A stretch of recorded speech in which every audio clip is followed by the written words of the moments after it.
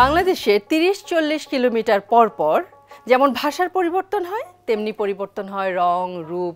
আরেকটা জিনিসের পরিবর্তন হয়, সেটা হচ্ছে খাদ্যাভ্যাস।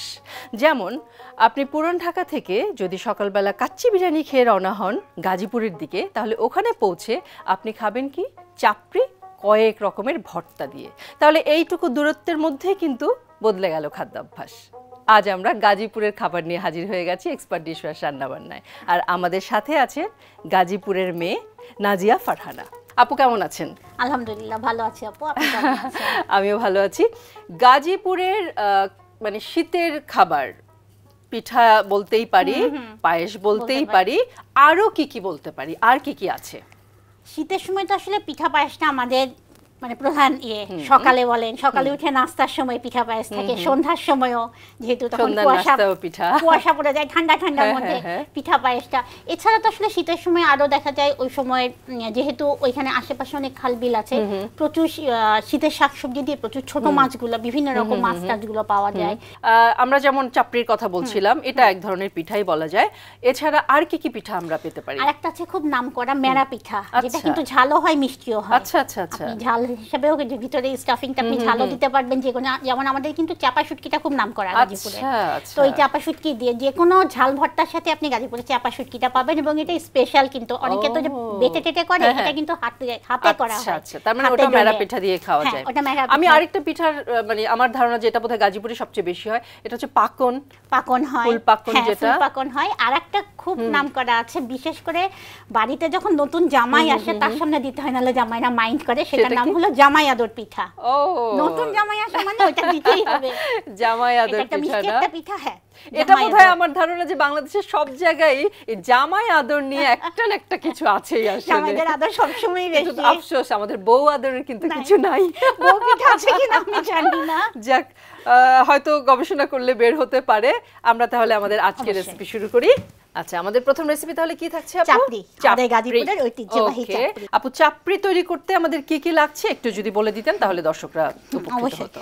আপু, এখানে যে আতপ চাল, যেটা আতপ চালটা এখানে 1.5 কাপ মতো, ঠিক গুঁড়ো না, আধা ভাঙার চেয়ে একটু বেশি, মানে আপনার প্রায় 1/4 মতো ভেঙে নিয়ে, একদম পুরো পাউডার হবে না, পুরো পাউডার না, হাতে দানা দানা থাকবে।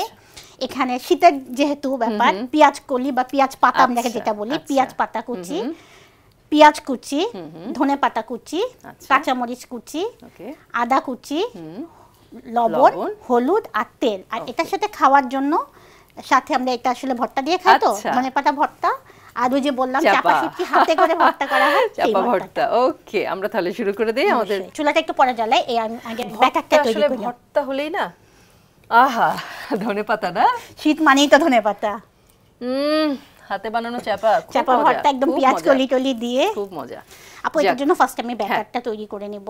আচ্ছা, যে চাপড়ির জন্য যে এটার মধ্যে সবকিছু দিয়ে। ওকে, এখানে আমার 1 টেবিল চামচ মতো ধনেপাতা কুচি আছে, আমরা পুরোটা দিয়ে দিলাম। সত্যি শীতের সকালেও আমার তো খুব ভালো লাগে সকালবেলা চাপড়িটা, খুবই স্বাদের। মানে এত কিছু দিয়ে শীতের এই যে পেঁয়াজ পাতা বা ধনে পাতা, পেঁয়াজ সবকিছু দিয়ে যখন জিনিসটা একদম চুলা থেকে নামানো হয়, একটা যে ঘ্রাণ স্মেল হয় চমৎকার, মানে টাটকা একদম ফ্রেশ। মরিচটা আসলে ঝাল অনুযায়ী, তবে এই পিঠাটা একটু ঝালঝালি ভালো লাগে। আদা কুচিটা আমি অল্প একটু দিচ্ছি, আধা চা চামচ মতো। আদা এটা আবার সবাই নিতে পারে না, বাট আমাদের গাজীপুরের কিন্তু এই পিঠাটার মধ্যে একটু আদা দিতে হয় না, আদাটা যাবে। আর মানে শীতে এখন কি হয়, ধান টান সব উঠে যায়, এবং চারিদিকে তো একটা ধানের নবান্ন একটা উৎসবের মতো থাকতেই থাকে, এবং সেইখানে যখন এইরকম একটা চাপড়ি করা হবে, এখানে তো আমরা তো শহরে বসে আসলে লাল চালটা পাই না, যেটা হয় লাল চালটা যেটা গ্রামে থাকে, হ্যাঁ, সেইটা যখন চাপড়িটা করা হয় সেটার তো একটা অদ্ভুত, মানে ঘ্রাণটাও তো খুব সুন্দর, তাই না আপু? এটা এভাবে মাখিয়ে, যেহেতু চালের গুঁড়িটা তো মানে একদম পুরো মিহি পেস্ট না, এজন্য এটা মাখিয়ে একটু 10 মিনিট আমি রেখে দিব, তারপরে এর মধ্যে পানি দিব। নাহলে দেখা যাবে চালের ভিতরে আপনার ওই যে ফ্লেভার গুলো সব বা হলুদের এগুলো ভাবে ঢুকে না। আচ্ছা, এটা মিনিট 10 মতো রেখে দিয়া, জাস্ট সব মশলার ফ্লেভার গুলো যেন ওই চালটার সাথে চলে যায়। তারপরে এটার মধ্যে সামান্য একটু পানি দিব, কারণ এটার ওই ব্যাটারটাও একটু ঘন ব্যাটার হবে। হ্যাঁ, এত শুকনো তো আসলে হবেই না, ওটাকে তো একটু নরম করতেই হবে। চালটাও তো মিহিয়ে না গোটা গোটা, এই জন্য একটু ভালো করে ভেঙে পুরো মাখিয়ে নিতে হবে। আচ্ছা, এটা মাখিয়ে আমি এভাবে 10 মিনিট রেখে দিচ্ছি আপু। 10 মিনিট পরে 10 মিনিট পরে আমরা হচ্ছে পানি দিয়ে একটু এটাকে ব্যাটারটা করব, তাই তো? ঠিক আছে, একটু 10 মিনিট থাক আপু। 10 মিনিট হ্যাঁ 10 মিনিট হয়ে গেছে। এবার পানিটা দিতে পারি, কতটুকু লাগবে? অল্প, খুব বেশি না। আরে ঠিক আছে আপু, ওকে। আপনি আমাকে একটা পানিটা অল্প অল্প করে মাখিয়ে দেখবো। একবারে বেশি দিলে কি আপু এখানে আবার তো আলাদা করে ইয়ে করা যাবে না, এই জন্য এটা থিকনেসের উপরে একটু একটু করে মাখিয়ে দেখবো, সুবিধা হয়। এটা সাধারণত চিতই পিঠার যে ঘন ব্যাটার যেরকম হয় সেরকম। আরেকটু পানি লাগবে। হ্যাঁ, একবারে বেশি দিলে কি আপনার তখন পাতলা হয়ে গেল, আরেকটু দেন, বাস হয়ে গেল। মানে এটা একদম তো ঘন একটা ইয়ে হবে, পাতলা হবে না। আর শীতকালে সকালবেলা বা সন্ধ্যার সময় এই ধরনের খাবারগুলো কিন্তু গরম খুব গরম ভালো খেতে লাগে। হবে একদম। হ্যাঁ, মানে ব্যাপারটা কিন্তু চুলার পাশে বসে যেরকম খাওয়া, আমরা তাই করতাম। আম্মু ছোটবেলায় যে বানাতো একটা একটা করে বানিয়ে দিত, আমরা সাথে সাথে এক একজন প্লেটে করে শেষ হয়ে যায়, কিন্তু অপেক্ষা করে থাকতে কখন হবে কখন হবে। আবার চুলাটা ধরিয়ে ফেলি। এটা অলমোস্ট এরকম ঠিক একটা ব্যাটার হবে। আর এটাতে একটু বাড়িয়ে রাখবো, একটু বাড়িয়ে রাখেন, তাওয়াটা গরম হলে তারপর কমাবো। আর এটাতে কিন্তু তেমন একটা তেলও লাগে না। অনেকে খুব হেলথ কনসিয়াস থাকে না, যে বেশি তেল খাবো না, এই খাবো না, তাদের জন্য কিন্তু খুব ভালো, মানে একদম রুটির কাছাকাছি, কিন্তু একটু টেস্ট ডিফারেন্স, জাস্ট নামমাত্র তেল আর কি। ওকে, হাফ টিস্পুন তেলই হয়ে গেল। আর প্রথমটার ক্ষেত্রে দেখা যায় একটু তেল লাগে, পরবর্তীগুলোতে কিন্তু আরোই লাগে না। আপু এটা আস্তে আস্তে এখন দিয়ে দিব, জালটা একটু কমিয়ে দিব এখন।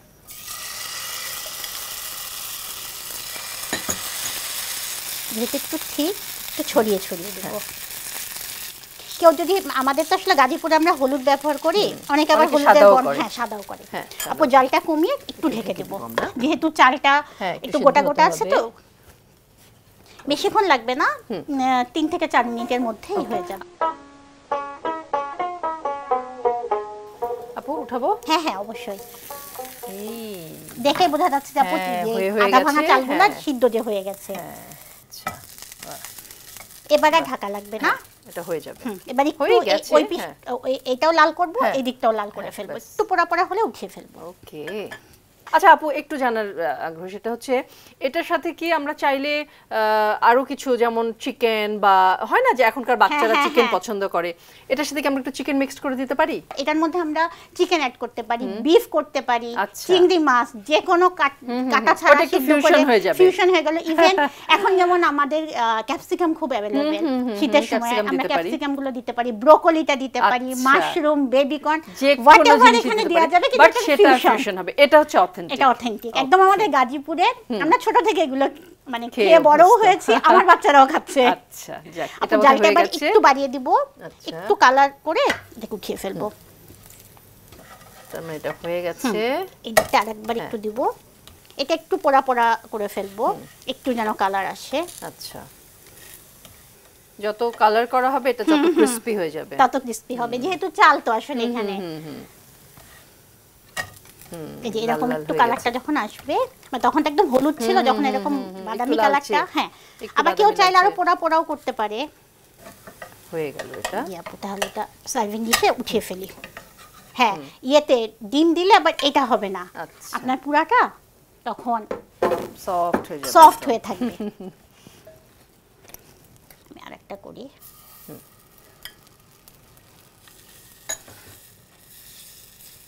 পানি কি একটু লাগতো মনে হয়? না, পোয়া লাগতো না, তাহলে আবার ওই পাতলা হয়ে যেত। আমাদের এটা একটু মোটা মোটাই হয়। আচ্ছা আচ্ছা, তাহলে আমি ঢেকে দিব। ঢেকে দিই। এটার বিশেষত্বই হলো আপনার ওই যে একটা হলো দাঁতে লাগবে, আর একটা হলো আদা দেয়া থাকে, আর একটা হলো একটু মোটা হয়। তাহলে আমরা এখন ঢেকে রাখলাম, আবার তো আমাদের একটু সময় যাবে। লাল হয়ে গেছে, অসুবিধা নাই, আমি বললাম তো যেভাবেই খাওয়া যায়। এই তো সুন্দর, যেমনটা চেয়েছিলেন আপনি। প্রথমটা লাল হতে একটু সময় কম লাগে, কেন তখন আপু তেল থাকে, তেলের জন্য একটু টাইম নেয়। আর এখানে যেহেতু যে প্রথম তেলের মধ্যে আমরা দিয়ে দিয়েছি, এটা খুব দ্রুত কালারটা চলে আসে, সুন্দর কালার চলে আসছে। জালটা মনে এবার একটু বাড়িয়ে দেব। আর যেহেতু তেল ছাড়া, এজন্য অনেকের জন্যই ভালো। এখন তো অনেকেই স্বাস্থ্যকর আসলে, এটার সাথে তো আপনার গ্রিন জিনিস যাচ্ছে, অনেক কিছু, কাঁচামরিচ যাচ্ছে, ধনেপাতা যাচ্ছে, আর ধনেপাতাটা কিন্তু অ্যান্টিঅক্সিডেন্ট, হ্যাঁ আদাটা থেকে আমরা পাচ্ছি। তো এরকম এখানে কিন্তু সবগুলো হলুদ টলুদ এগুলো তো আমাদের সবগুলাই স্বাস্থ্যকর জিনিস। মানে রুটি তো আমরা খাই সকালে, রুটি সবসময় প্রতিদিন খেতে ভালো লাগবে না, এটাই স্বাভাবিক। অল্টারনেট হিসেবে যদি এটা একদিন আমরা খেলাম, সপ্তাহে 2 দিন 3 দিন আমাদের খেলাম, আরেকটাকে তো বলে একই তো জিনিস। ইয়েকে আমাদের গাজীপুরে বলে ঝাল রুটি। আচ্ছা। সেম এই জিনিসটাই, ওই যে আপনি পাতলা বললেন না, ওটা একদম পাতলা ব্যাটার, আচ্ছা, তখন পাতলা একদম রুটির মতো হয়। হয়ে যায়। ওটা ডোসা টাইপ হয়, একটু ডোসার মতো বোধহয় ওটা আবার পাতলা। অত ক্রিস্পি হয় না আপু। আচ্ছা, কিন্তু একটু নরম হয়। হ্যাঁ হ্যাঁ, আচ্ছা। এটা হয়ে গেছে আপু। বাহ। এই যে। ওটা হলো আপু আমরা বলি ঝাল রুটি। ওটা আমরা মানে ওইটা হলো এই শীতের সময় ঝাল রুটিটা কিন্তু আমাদের ওখানে খুব খাওয়া হয়। আমরা পুরোটা দিয়ে দিই। পুরোটা দিই। পুরোটাতে হয়ে যাবে একটা। এবং এই ঝাল রুটিটা তো এখন তো আসলে ধনেপাতা সারা বছর পাওয়া যায়। আমরা কিন্তু ছোটবেলায় কিন্তু এটা পেতাম না না, আপু। ছোটবেলায় আমরা তো কিন্তু একদমই ওয়েট করতাম। শীত আসলেই ধনেপাতা, টমেটোর জন্য ওয়েট, পেঁয়াজ ঢেকে পাতার দিই জন্য বাড়িটা। ওয়েট, হ্যাঁ। মানে এগুলো তো আসলে শীত ছাড়া কল্পনাই করা যায় না। আমরা কিন্তু ওয়েট করতাম সেই যে ফুলকপি শীত বলি হ্যাঁ, বা হ্যাঁ। বাঁধাকপি যেটাই বলি, শীতের যেই সবজিগুলো আছে ওগুলো শীতের জন্যই আসলে অপেক্ষা করতে হতো আমাদেরকে। এখন তো আসলে সারা বছর পাওয়া যায় কিছু তবে আপু জায়গায় কিন্তু টেস্ট আমি বলি, আমার কাছে মনে হয় যে শীতে যখন যেই জিনিসটা পাওয়া যায় তখন সেই সময়ই ওটা খাওয়া উচিত। আসলেই তাই। ওটা সারা বছর শীতের সবজি খেলে শীতের সবজির আর মজা থাকলো এখন কোথায়? দেখবেন ওই শীতের সময় ফুলকপির টেস্ট আপনি অন্য সময় কিন্তু পাবেন না। না, পাওয়া একদমই যাচ্ছে না। সারা হ্যাঁ, বছর, একদমই বা না। বাঁধাকপি শীতের সময় যে আমরা খাচ্ছি সবজি দিয়ে হোক বা মাংস দিয়ে হোক বা ভাজি সকালে রুটি খাওয়ার জন্য হোক, যে একটা মানে Taste, ফ্লেভার বা সেটা টেস্ট আসলে আসে অন্য বছরের সময় হয় অন্য না। সময় কিন্তু আসে না। এক্স্যাক্টলি।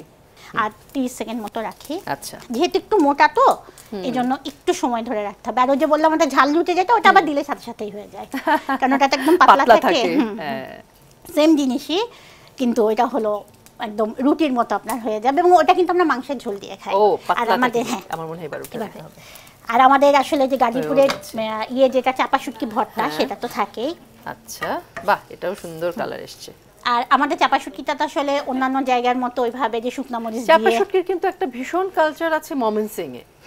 গাজীপুর মানে পার হয়ে তো ওই চাপা শুটকি বেলচিত। কিন্তু হয় ময়মনসিংহে। হ্যাঁ হ্যাঁ হ্যাঁ, ওখানেও কিন্তু শুটকি তো ভীষণভাবে সাধারণত আমরা তারা শুনলে পছন্দ ভাবি করে। যে ওটা রোদে শুকানো, চাপা কিন্তু রোদে শুকায় না। না, ওটা তো এটা একটা তো হাড়ির মধ্যে হাঁড়ির পরে মধ্যে ফরমাটাইজ বড়, করে, হ্যাঁ, মাটির যেটা তলায় করে মটকি, রাখে। হ্যাঁ, মটকির হ্যাঁ। মধ্যে করে, মাটির যেটা হাড়ি ওটার মধ্যেই করে, এটা আমি শুনেছি। তো ওইটা অন্যান্য জায়গায় তো অনেক জায়গায় তো সে চাপা শুটকি অনেক রকম করে খাওয়া হয়, কিন্তু আমার এটা মানে ছোটবেলার স্মৃতির জন্য কিনা জানি না, আমি আমাদের ওই গাজীপুরের ওইভাবে ছাড়া অন্য যেভাবে চাপা আছে, শুটকিগুলো আমার ভালো খেতে লাগে পারেন না। আচ্ছা, আমার মনে হয় এটা হয়ে গেছে। আমরা আঁচটা নিভিয়ে দিই। হ্যাঁ, হয়ে গেছে। বাহ, খুব চটজলদি হ্যাঁ, জিনিসগুলো খুব অল্প সময়ে। রেডি থাকলে ওই তো রুটি বানাতে যেমন সময় লাগে এটাও একই। এটাও তেমন। সো এখানে আমি ধনেপাতা ভর্তা করে নিয়ে এসেছি এটার সাথে। শীত মানেই তো আসলে ধনেপাতা, খুব নরমাল একটা ভর্তা।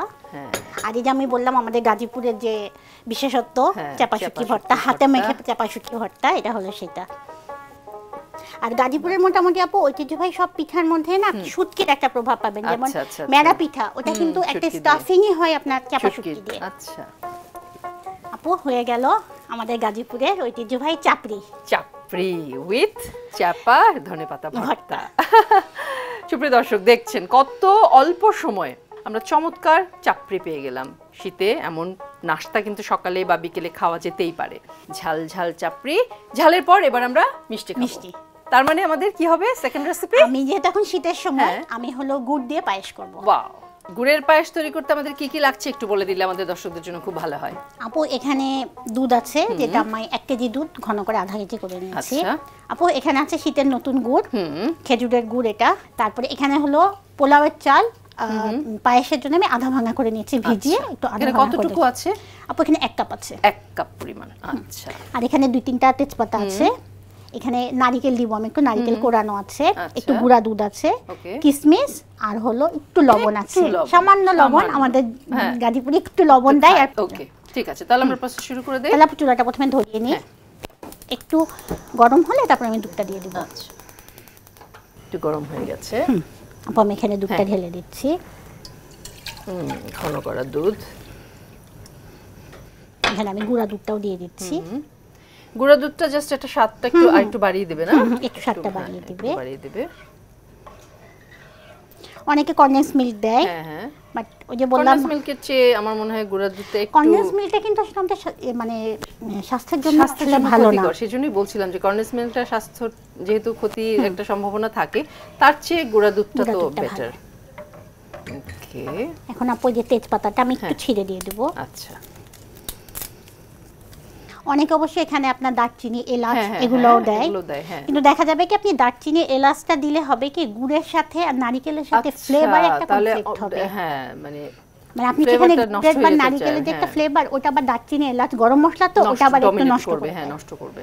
সো আমরা গুড়ের পায়েসের ক্ষেত্রে আমরা এগুলো দেব না। আমরা যখন চিনির পায়েস করব সাদাটা, সেখানে আমরা দারচিনি দিতে এলাচ পারি। দিতেই পারি। কারণ চিনির আলাদা মানে কোনো গুড়ের ফ্লেভার কিন্তু নেই। একটা নতুন গুড়ের কিন্তু একটা স্মেল আছে। খুবই সুন্দর, চমৎকার একটা স্মেল আছে। মানে খেজুর গুড় তো খেজুর গুড়ের স্মেলের জন্যই পছন্দ। হ্যাঁ। আপু চালটা দিয়ে চালটা দিচ্ছি, দিয়ে দিচ্ছি, পোলাও আধা চাল। ভাঙা করে রাখা আমাদের 1 কাপ পরিমাণ পোলাও চাল। আর এই সময় কিন্তু দেখা যায় কিছুদিন পর নতুন ধানগুলো উঠে, তখন কিন্তু ওই চালগুলো দিয়েও করা যায়। হ্যাঁ, নতুন চাল, নতুন চাল, নতুন আতপ চাল। আচ্ছা, এটা এমনি একটু ফুটে উঠলে তারপরে গুড়টা অ্যাড করব। আচ্ছা, একটু ঘন ঘন নাড়তে হবে, কারণ তা না নাহলে হলে পায়েস চালটা একটু লেগে যাওয়ার নিচে সম্ভাবনা লেগে যেতে থাকে। পারে। যেটা বেশি আপু আমাদের বাসায় হতো, রাতের বেলা চিতই পিঠা বানানো হতো, সবাই রাতে ওই দিন ডিনারের সময় আমরা চিতই পিঠাটাই খেলাম, বিভিন্ন রকম ভর্তা বা মাংসের ঝোলটা আপু জালটা একটু কমিয়ে দিই, আচ্ছা, কারণ চালটা একটু আধা ভাঙা তো একটু সিদ্ধ হবে। ওকে। তো বিভিন্ন রকম ভর্তা বা মাংসের ঝোল টোল এগুলো দিয়ে তো বেশি করে বানানো হতো, নিয়ে খাওয়ার পরে যে পিঠাটা থাকতো ওটা হয় রসের সময় হলে রস, অথবা শীতের সময় হলে দুধ দিয়ে, এই যে রসের, হ্যাঁ, জাল রসের দিয়ে কথা ওই বলাতে পিঠাগুলোর মধ্যে ভিজিয়ে দেওয়া হতো সকালে নাস্তা। এটা অদ্ভুত, হ্যাঁ, রসের বা রস চিতই। তো খেজুর রসের সাথে আসলে অনেক কিছুই জড়িত, অনেক রকমের কালচার, মানে অনেক কিছুই। গুড়টা অল্প অল্প করে অ্যাড করব, কারণ গুড়টা একটু গোটা গোটা তো গলতে সময় লাগবে। একটা গুড় তো আছে খেজুর রসের মতো পাতলা, যেটা গুড় হয়, ঝোলা গুড় যেটা। খেজুরের রসের কথা বলছি যে কত রকম ভ্যারিয়েশন আছে। খেজুরের রসের সিন্নি যেমন হয়, খেজুরের রসের ওই পাতলা ঝোলা গুড়ও হয়, আবার এই গুড়ও হয়, এটা দিয়ে আবার পায়েস হয়। অদ্ভুত, একটা জিনিস থেকে কত কিছু হতে পারে। আর এখন তো আসলে আমরা তো ছোটবেলায় রসটা অনেক খেতাম, আর এখন কিন্তু রসটা আমরা এখন ইচ্ছা করে একটু অ্যাভয়েড করি। ওই যে রসের একটা ভয় আছে, নিপা ভাইরাসের ভয় আছে, সো রসটা আমরা খেতে এখন ভয় পাই। আর তাছাড়া খেজুর রসের পরিমাণও এখন কমে গেছে। এখন মানুষজন আসলে সেই গাছ কেটে, গাছই পাওয়া যায় না। গাছ কাটার যে লোক, তাকেই তো পাওয়া যায় না। সবাই এখন শহর কেন্দ্রিক, সবাই এখন প্রফেশন চেঞ্জ করে ফেলছে। আর এখন কিন্তু রসটা যাও কিছু সময় পাওয়া যায় ঢাকার বাইরে। আমি বিশেষ করে জয়দেবপুরে যখন যাই, মানে আমরা তো গাজীপুরে জয়দেবপুরের মেয়ে আমি, তো ওইখানে যখন যাই যাও একটু পাই, খেতেও কিন্তু ভয় লাগে। মানে কাঁচা রস তো মনে হয় এই নিপা ভাইরাসের জন্য লাস্ট কবে খেয়েছি আপু মনে হয় আসার পর আর খাই নাই, কিন্তু আমার কিন্তু রস খুব পছন্দ। আমারও পছন্দ, কিন্তু এই কাঁচাটা আর খাওয়া যায় না। সেটাই, যেহেতু একটা বিপদ আছে, সো না খাওয়াই ভালো। আমরা এখন নারকেলের কোরানো নারকেলটা দিচ্ছি। আচ্ছা, আর এটা তো আমাদের মানে ইয়ের মধ্যে, আর অনেক জায়গায় একটু দেখবেন নারকেলের দুধ দিয়ে তারা করে পায়েসটা, যেসব জায়গাতে নারকেল अवेलेबल, হয়তো বরিশালে, হ্যাঁ, নোয়াখালীতে, বরিশালে এইসব জায়গায় নারকেল বেশি পাওয়া যায়, সেখানে হয়। খুলনাতে। আপু এটা অলমোস্ট হয়ে গেছে, চুলাটা আবার বন্ধ করে দেব। ওকে, আমাদের বন্ধ করে দিলাম চুলা। ঘ্রাণ বেরিয়েছে অসাধারণ। আপু এবার এটা সার্ভ করে ফেলবো। তার আগে একদম চুলা বন্ধ করে না আমি তারপরে 1 চিমটি লবণ না, আচ্ছা, চুলা জ্বালানো অবস্থায় দিলাম না কেন আপু, অনেক সময় লবণটা যেহেতু গুড় আছে ফেটে যেতে পারে, তখন ছানা ছানা হয়ে যাবে। আচ্ছা আচ্ছা, আপু এটা হয়ে গেছে। আর বাটিতে ঢালার আগে ঠান্ডাও করে নিলাম একটু। আর পায়েসটা তো একটু ঘনও হয় সেই হিসাবে।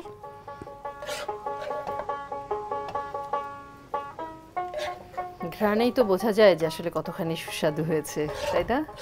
ওই যে বলে আপু ঘ্রাণে অর্ধভোজন। সেই, আমার তো অর্ধভোজন হয়েই যাচ্ছে। তবে অদ্ভুত ব্যাপার, আমি কিন্তু মিষ্টি জিনিস রান্না করতে খুব পছন্দ করি, আমি কোনো মিষ্টি খাই না। আমার বাসায় সবার খুব পছন্দ, এবং আমি সাধারণত মিষ্টি খুব একটা কিনিও না। আচ্ছা, আমার বাসায় ম্যাক্সিমাম মিষ্টি বানানোই হয়, কিন্তু আমি নিজে খুব একটা খাই না। আমরা এখানে এখন অনেক মিষ্টি খাই, আমরা অনেক মিষ্টি পছন্দ করি, সো আমরা মিষ্টি পায়েস বানাই, গুড়ের পায়েস বানাই। বাহ, খুব সুন্দর লাগছে কিন্তু দেখতে এটা দেয়াতে। হ্যাঁ, সাদা দেয়াতে। ওকে আপু, হয়ে গেল আমার গুড়ের পায়েস। বাহ, আমি তো চমৎকার ঘ্রাণ পাচ্ছি। থ্যাংক ইউ ভেরি মাচ আপু। দর্শক দেখতেই পাচ্ছেন, খুব একটা মানে পরিশ্রম কিন্তু মনে হলো না, মানে খুব কষ্ট করতে হবে গুড়ের পায়েস বানাতে এমনটা কিন্তু না, আপনারা সেটা নিজেরাই দেখলেন। সো এরকম একটা গুড়ের পায়েস শীতে না খেলে কিন্তু নয়, তাই না? নাজিয়া, ফারহানা, এখন কি করছেন? আমার ছোট্ট একটা ইনস্টিটিউট আছে, আচ্ছা অফিস আছে, সেখান থেকে কিছু ট্রেনিং রিলেটেড বা ট্যুর রিলেটেড, ট্রাভেলের রিলেটেড কিছু কাজ করা হয়। আচ্ছা দেশের বাইরে সব জায়গায়। এছাড়া আমি বাংলাদেশ কারিগরি শিক্ষা বোর্ড এবং এনএসডিএ ওই দুইটারই আমি এসেসর। আচ্ছা তো সেটার জন্য আসলে বাংলাদেশের বিভিন্ন প্রান্তে দৌড়াতে হয়। ফুড এক্সামিনার আমি তো, এবং কারিগরি শিক্ষা বোর্ডের যে ওদের যে কারিকুলামটা আছে যেটাকে আমরা সিবিএলএম বলি, সিবিএলএম ডেভেলপের সাথেও আমি আছি। আর এমনি তো এই যে এই যাত্রা শুভ হোক, মানে আপনি আরও উত্তরোত্তর আরও সাফল্য মণ্ডিত হন, এই কামনা আমাদের পক্ষ থেকে থাকলো। আর আমাদের এই যাত্রায়, মানে আমাদের এক্সপার্ট ডিশওয়াশ রান্নাবান্নার যাত্রায় আবার নিশ্চয়ই একদিন আপনাকে পেয়ে যাব। সেই পর্যন্ত আপনি অবশ্যই ভালো থাকবেন, সুন্দর থাকবেন, সুস্থ থাকবেন। আপনার যদি দর্শকদের উদ্দেশ্যে কিছু বলার থাকে প্লিজ। জিটিভি থেকে অনেক অনেক অনেক ধন্যবাদ এত সুন্দর একটা রান্নার প্রোগ্রাম অ্যারেঞ্জ করার জন্য। এক্সপার্ট রান্নাঘরকেও ধন্যবাদ আমাকে ডাকার জন্য। আর খুব ভালো লাগলো আপনার সাথে গল্প করতে করতে কোন ফাঁকে দিয়ে এত চট করে সময়টা চলে গেল, মনে রান্না হয়ে গেল। যে সময়টা একটু বেশি হলো, রান্নার একটা বেশি করলে মনে হয় ভালো হতো, আরো কিছু করে আপনাদের সাথে অসুবিধা নেই। আমি তো আগেই বলে দিলাম যে আমাদের যাত্রাপথে নিশ্চয়ই আরেকবার আপনার আসতে হবে এবং আবার এরকম মজার মজার রেসিপি নিয়ে আপনি হাজির হয়ে যাবেন ইনশাআল্লাহ। আপনি ভালো থাকবেন আপু, থ্যাংক ইউ ভেরি মাচ। আসুন প্লিজ। কেউ কেউ এই শীতে বাবার বাড়িতে বেড়াতে যাচ্ছে, কারণ বাচ্চার পরীক্ষা শেষ। ছুটি পায়নি বলেও প্রিয় গৃহকর্তা অবশেষে কিন্তু ছুটি ম্যানেজ করে ফেলেছেন। এবার ব্যাগ গুছিয়ে শ্বশুরবাড়ি যাচ্ছেন তিনিও। ওদিকে মেয়ে জামাই নাতি নাতনি আসছে শুনে আয়োজন চলছে পিঠা, পায়েস, খই, খেজুরের রস, গুড়। আহা হা, মুখটা একেবারেই মিষ্টি হয়ে গেল। দর্শক, এই মিষ্টি মুখ নিয়েই বিদায় নিচ্ছি এক্সপার্ট ডিশওয়াশ রান্নাবান্না থেকে। আগামী পর্বে আবার দেখা হয়ে যাবে আপনাদের সাথে। ততক্ষণ পর্যন্ত সবাই ভালো থাকবেন, সুস্থ থাকবেন আর সুন্দর থাকবেন, এবং আমাদের এক্সপার্ট ডিশওয়াশ রান্নাবান্নার সাথে থাকবেন। টাটা।